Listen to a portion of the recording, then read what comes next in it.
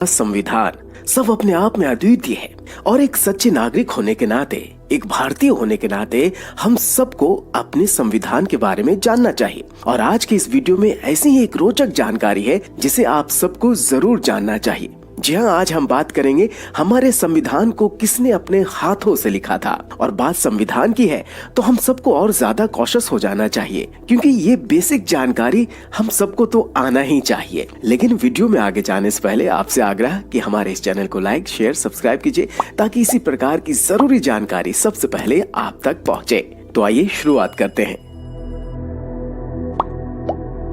26 नवंबर को हर साल संविधान दिवस के रूप में मनाया जाता है, यानी हमारा गणतंत्र, पूरे विश्व का सबसे बड़ा गणतंत्र। आसान भाषा में तो संविधान किसी भी देश के संचालन के लिए जरूरी नियमों, सिद्धांतों को कहा जाता है।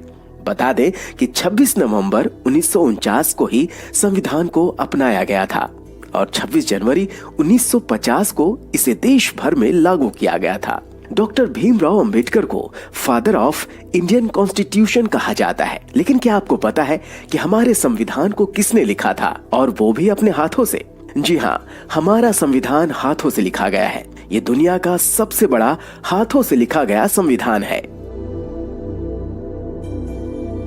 हमारा संविधान प्रेम बिहारी नारायण रायजादा ने लिखा है। ये एक कैलीग्राफी आर्टिस्ट थे। 1901 में दिल्ली में पैदा हुए प्रेम बिहारी नारायण रायजादा ने संविधान लेखन के लिए एक भी पैसा नहीं लिया था। हालांकि रायजादा ने संविधान लिखने के लिए तत्कालीन प्रधानमंत्री पंडित जवाहरलाल नेहरू के सामने एक शर्त रखी थी। इस शर्त के मुताबिक संविधान के हर पेज पर उनका नाम लिखा होगा और संविधान के आखिरी पेज पर उनका और उनके दादा का नाम लिखा जाएगा। पंडित जवाहरलाल नेहरू ने उनकी ये शर्त मान ली थी। संविधान के लिखित दस्तावेजों के पन्नों को शांति निकेतन के नंदलाल बोस और उनकी टीम ने अपनी कला से सजाया था। इन कलाकृतियों में देश के इतिहास को समेटने की कोशिश की गई है।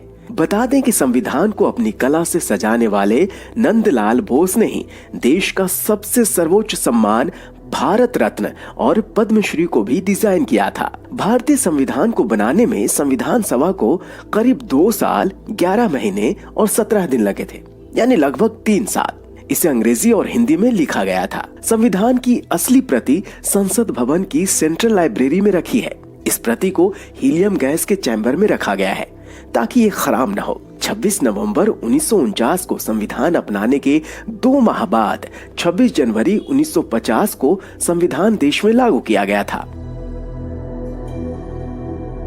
दरअसल इंडियन नेशनल कांग्रेस ने 26 जनवरी 1930 में पहली बार ब्रिटिश शासन से पूर्ण स्वराज की घोषणा की थी। इसी दिन के हम सभी बाबा साहब के जीवन संघर्ष से परिचित हैं। इतने संघर्षों के बाद भी बाबा साहब जिस ऊंचाई पर पहुंचे वो हम सभी के लिए बहुत बड़ी प्रेरणा है। वो एक यूनिवर्सल विजन के व्यक्ति थे।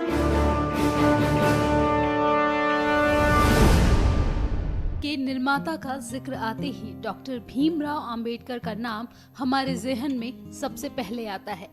निश्चित तौर पर ड्राफ्ट कमेटी के चेयरमैन होने के नाते बाबा साहेब भी हमारे संविधान के वास्तुकार थे।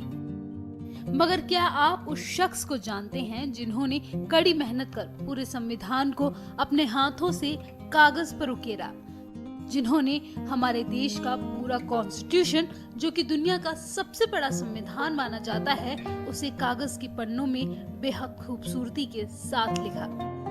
उनका नाम है प्रख्यात कैलीग्राफर यानी सुलेखक प्रेम बिहारी नारायण रायजादा। 26 नवंबर 1949 को भारतीय संविधान तैयार हुआ। कई लोगों के अथक परिश्रम का ही फल था कि संविधान की मूल प्रति किसी कलाकृति जैसी बनी। नंदलाल बोस और उनके छात्रों ने अपनी पेंटिंग से उसे और खूबसूरत बनाया, तो प्रेम बिहारी नारायण रायजादा। दोस्तों, क्या आपको पता है भारतीय संविधान की जो असली कॉपी है वो ना तो प्रिंटेड है ना ही मुद्रित है। उसको श्री प्रेम बिहारी नारायण रायजादा जी ने अपने स्वच्छ अक्षरों में अपने हाथों से लिखा है। इसीलिए भारतीय संविधान को दुनिया का सबसे बड़ा हस्तलिखित संविधान कहते हैं।